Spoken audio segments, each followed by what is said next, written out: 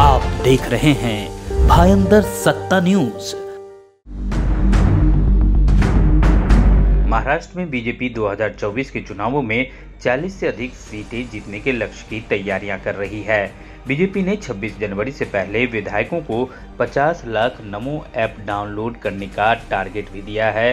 BJP की ताबड़तोड़ तैयारियों के बीच राष्ट्रवादी कांग्रेस पार्टी एनसीपी नेता जितेंद्र आहवाड के दावे से राज्य की राजनीति एकदम गर्मा गई है। आहवाड ने दावा किया है कि अभी हाल ही में बीजेपी आरएसएस की बैठक हुई थी। इसमें 2024 को बीजेपी की भूमिका तय हो गई है। बीजेपी के सहयोगी दलों को कमल के चुनाव चिन्ह पर ही लड़ना होगा। आहवाड के इस दावे से राजनीति गर्मा गई है। शरद पवार के करीबी नेताओं में शामिल आहवाड ने सोशल मीडिया प्लेटफॉर्म एक्स पर लिखा है कि बीजेपी और आरएसएस यानी राष्ट्रीय स्वयंसेवक संघ के बीच मीटिंग हुई थी।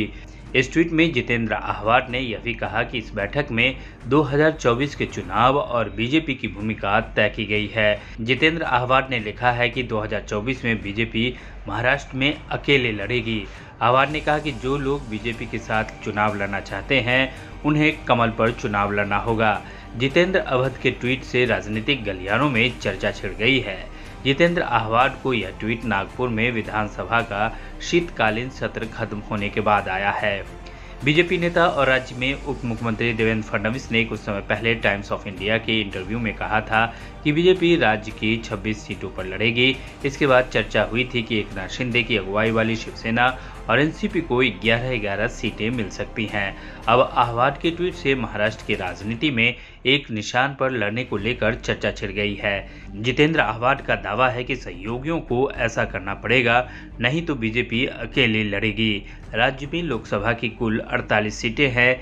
बीजेपी की अगुवाई वाले महायुति ग्रैंड अलायंस में अजित पवार की अगुवाई वाली एनसीपी और एकनाथ शिंदे की नेतृत्व वाली शिवसेना शामिल है। जे उर्वरित लोकसभेचे महाराष्ट्रातले खासदार आहे, हा प्रत्येक जण ह्या प्रयत्नात आहे की आपल्याला कमळ निशाणी मिळावी। याचा अर्थ ते कमळावरती लढायला तयार आहेत।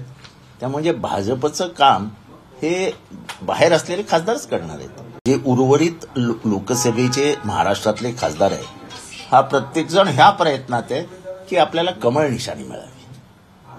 याचा अर्थ ते कमळावरती लढायला तयार आहेत। त्यामुळे भाजपचं काम हे बाहेर असलेले खासदारच करणार आहेत। आप देख रहे हैं भायंदर सत्ता न्यूज।